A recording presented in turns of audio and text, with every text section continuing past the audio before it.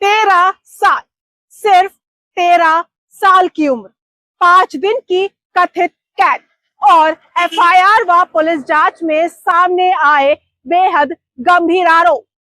जी हाँ, राजस्थान के श्रीनगर से सामने आई इस घटना ने सिर्फ कानून व्यवस्था ही नहीं बल्कि समाज की संवेदनाओं को झकझोर दिया है।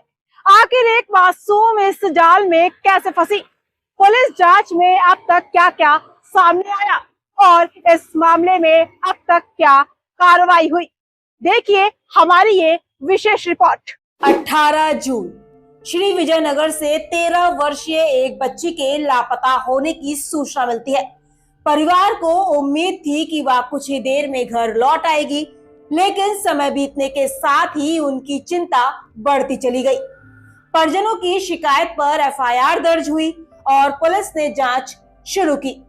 एफआईआर और पुलिस जांच के मुताबिक बच्ची घर लौटने के लिए एक ई रिक्शा में बैठी थी। आरोप है कि चालक ने उसे भरोसे में लेकर कथित तौर पर होटल संचालक के पास पहुंचा दिया। पुलिस का दावा है कि इसके बाद बच्ची को कई दिनों तक अलग अलग स्थानों पर रखा गया, जहां उसके साथ गंभीर अपराध किए जाने के आरोप सामने आए हैं।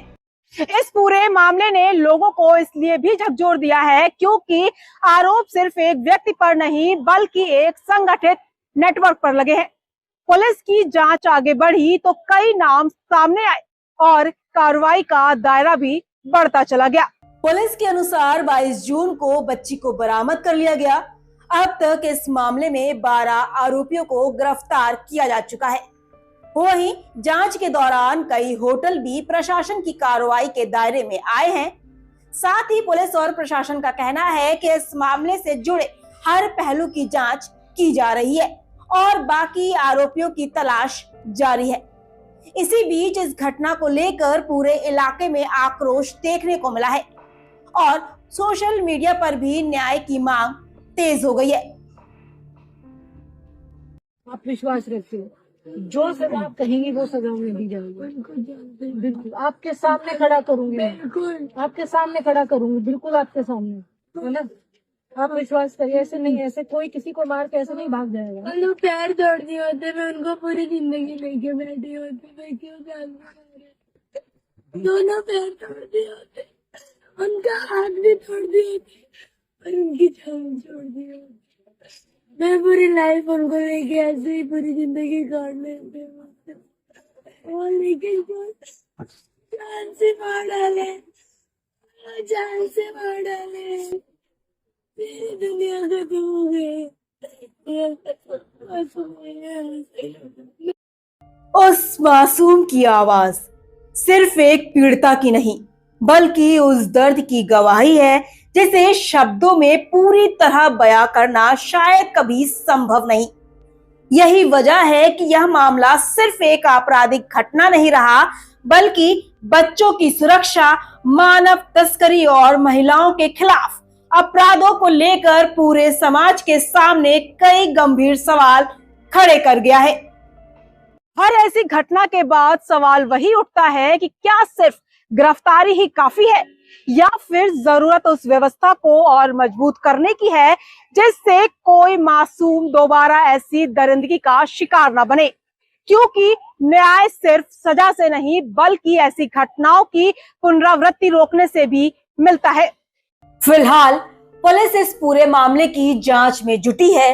अब तक कई गिरफ्तारियां हो चुकी हैं और जांच लगातार आगे बढ़ रही है। इस मामले में लगाए गए सभी आरोपों की अंतिम पुष्टि न्यायालय में सुनवाई और उपलब्ध साक्ष्यों के आधार पर ही होगी। लेकिन इस घटना ने एक बार फिर यह सवाल जरूर खड़ा कर दिया है कि बच्चों की सुरक्षा और मानव तस्करी जैसे अपराधों पर रोक लगाने के लिए व्यवस्था को और कितना मजबूत किए जाने की आवश्यकता है। हर पिता अपनी बेटी के लिए एक सुरक्षित दुनिया का सपना देखता है। हर माँ चाहती है कि उसकी बच्ची घर से निकले और मुस्कुराते हुए वापस लौटे, लेकिन जब 13 साल की एक बच्ची से जुड़ा ऐसा मामला सामने आता है तो सिर्फ एक परिवार नहीं टूटता बल्कि समाज का भरोसा भी कहीं ना कहीं घायल होता है। हमारा संविधान हर बच्चे को गरिमा, सुरक्षा और भय मुक्त जीवन का अधिकार देता है। अब उम्मीद सिर्फ इतनी है कि जांच निष्पक्ष हो और सच पूरी तरह सामने आए। और अगर अदालत में आरोप सिद्ध होते हैं तो दोषियों को कानून के मुताबिक ऐसी सजा मिले जो सिर्फ बच्ची के लिए न्याय ना बने, बल्कि हर उस व्यक्ति के लिए कड़ी चेतावनी बने जो किसी मासूम के बचपन पर हमला करने की सोचते हैं। खैर, यह मामला फिलहाल अभी न्यायालय में विचाराधीन है। अंतिम फैसला अदालत का होगा, लेकिन हर मासूम की सुरक्षा समाज और व्यवस्था दोनों की साझा जिम्मेदारी है। इस खबर फिलहाल इतना ही। ऐसी तमाम खबरों को देखने के लिए देखते रहिए अपना भारत टाइम्स।